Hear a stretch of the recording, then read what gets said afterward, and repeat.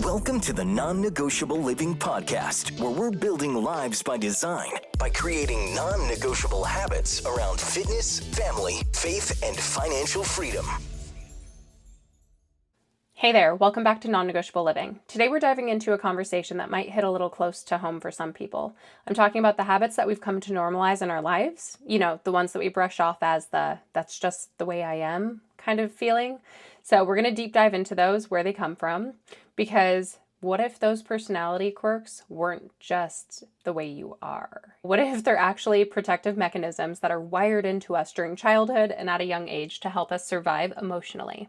So if any of what I'm talking about today lands in your gut, please know this: you are not broken. You are not too much. You're not being dramatic. You're human, and your nervous system has learned to protect you before you even had the words to speak it. Let's unpack the 6 habits that we think are normal, but are actually rooted in unresolved childhood trauma. So the first one, and I see this so often with women, especially mothers, is over-apologizing for everything. A lot of women do this constantly. They over-apologize. You bump into someone and instantly, sorry. You walk in front of somebody at the grocery store and sorry. You speak in a meeting and then backtrack and say, sorry, I don't know if that made sense. You apologize for existing, even when you're doing nothing wrong. And this isn't about politeness, it's about survival mode. At some point in your childhood, you may have learned that speaking your truth or even taking up space created conflict, disapproval, or chaos. So you learned to keep the peace, and apologizing became a way to stay safe. But here's the thing, you don't owe the world constantly apologizing for just being. You have the right to take up space. And when you're constantly apologizing for your thoughts, your feelings, your presence, you are minimizing your value in this area. You can't continuously apologize for everything. We have to learn to release ourselves from this action, because you have nothing to be sorry about. You aren't doing anything wrong. You are simply existing and being, and you deserve to be in that space. The second one, and most mothers are victims of this, is feeling guilty for resting. Raise your hand if you feel anxious when you sit still. You're probably moving around right now. So if you feel like rest is being lazy or that you have to earn a break, you always have to be doing something, cleaning, working, being productive. This usually stems from having your worth tied to your performance and not your presence. So maybe you felt loved only when you achieved something, only when somebody was giving you a pat on the back. Or maybe resting wasn't modeled for you. It was labeled as wasting time. But guess what? Rest is not weakness, it's regulation. And if you've ever felt guilty for resting, it's not laziness, it's conditioning, and it can be unlearned. This is one that I particularly struggle with. I constantly am moving, doing, thinking, growing, changing, learning, and that's not a bad thing, but at some point I burn myself out. I wear myself thin. I overload myself, and then I fall apart. And for most of you, I'm sure that's also the case, is that you're like, no, I got this. I can handle all these things. I can do all these things. And yeah, you can for a certain period of time, but eventually it catches up with you. We all need rest, and not because we've earned it, but because it is necessary for survival.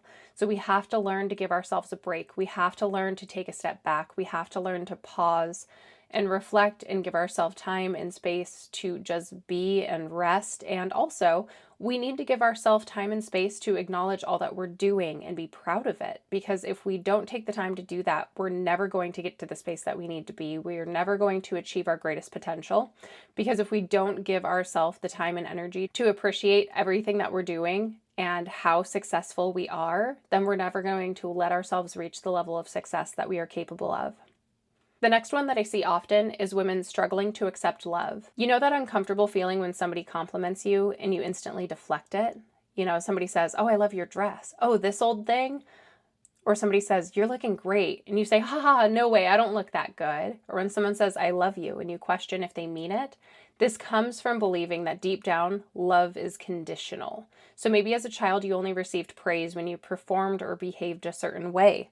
Or worse, maybe you experienced abandonment, betrayal, or inconsistency from someone you loved. Now, it makes love and compliments and kindness feel risky or unsafe or too good to be true. But love, real love, doesn't need to be earned. It's not transactional. It's a gift, and you deserve to fully receive it. So whether that's kindness from a stranger complimenting you, you deserve to receive it. Strangers don't go out of their way to say kind things to you because they're untrue. And if your automatic default is to assume the worst, that they don't mean it, they're lying, why would somebody go out of their way to do that? They wouldn't. When somebody compliments you, thank them. Allow it to sink in and appreciate it. There's no reason to have to deflect when somebody is giving you a compliment, whether you know them or not. Also, when somebody you love says that they love you, don't question it. People don't typically say they love you just for the sake of doing it. They mean it. When somebody you love gives you a compliment, you're doing a good job, you're a great mother, I appreciate everything you do, take that for what it is. People don't go out of their way often to throw out compliments that are untrue, and we need to learn to accept these things and take them and appreciate them with gratitude. And sometimes you need to start with you. Give yourself compliments for the things that you're doing well. If you put on a dress today and you think, gosh, I really feel confident in this, I feel good, tell yourself, you look good, you're doing great. If you crush your workout today and you're proud of what you've done, say that. I'm strong, I'm doing incredible. If you choose patience today, instead of snapping at your kids, take a moment and say, I'm a good mother and I'm being cognizant of my emotions around them.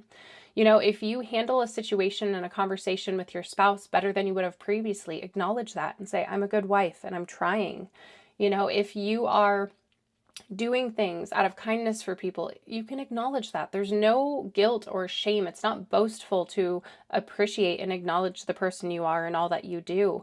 We have to do that. We have to give ourselves those pats on the back. We have to acknowledge who we are, how successful we are, and that we are winning in a lot of ways. And the sooner you can accept love from others and from yourself, the safer and the happier you're going to feel.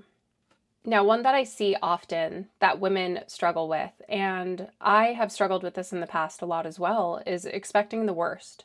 So sometimes this comes through as self-sabotage. You finally get into a good relationship and you start picking it apart. You get a promotion and you immediately feel like an imposter.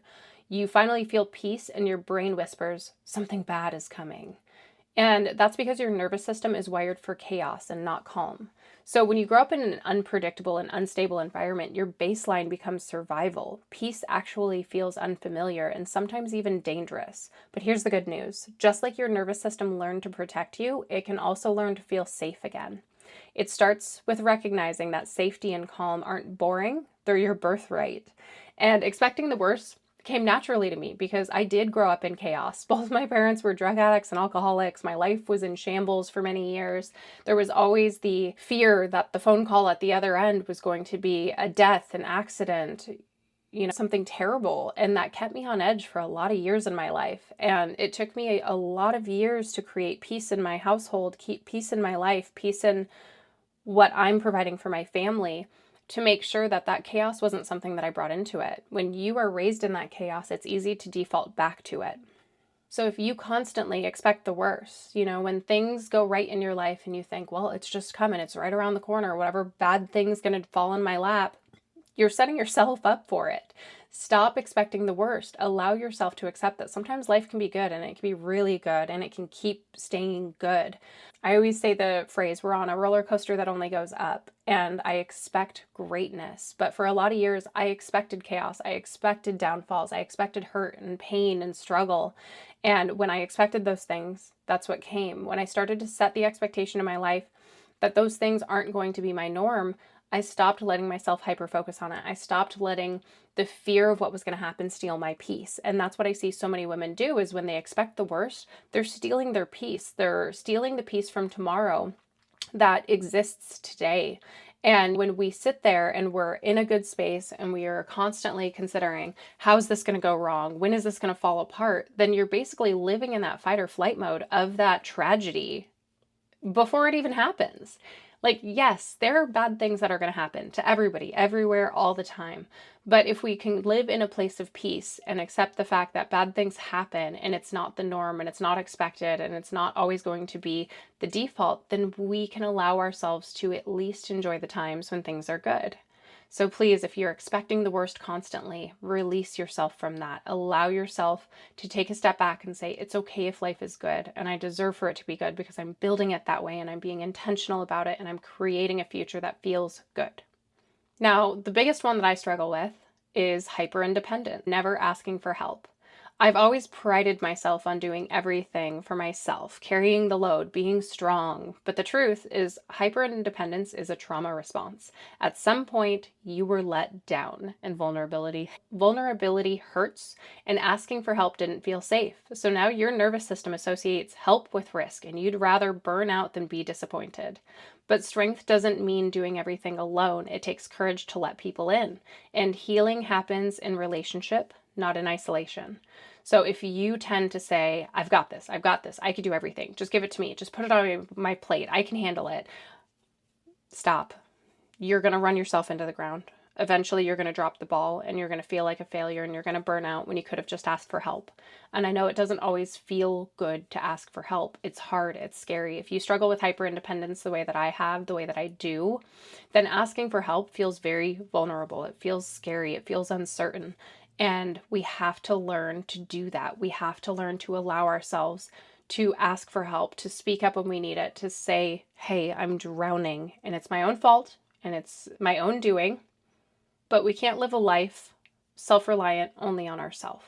Our best intentions will fail us. And if we're constantly stacking more on our shoulders, taking on more, never asking for help, never pausing and saying, hey, I don't have the capacity for that, then we're setting ourselves up to fail. So please stop wearing your hyperindependence on your sleeve like a badge of honor and realize that it is detrimental. When we go together, we can go further. We're stronger together. We're stronger with support. We're stronger when we have people in our corner, when we have help, when we're not carrying the load on our own, when we have a team, when we have support, we can be more successful. Now, another one that I see pretty often is carrying everyone else's emotions. And this is especially common for women and moms.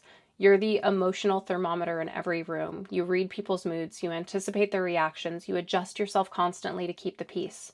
But why? Because as a child, your safety may have been dependent on keeping adults regulated. If mom or dad was angry or unpredictable, you learned how to scan the environment and fix things before they exploded.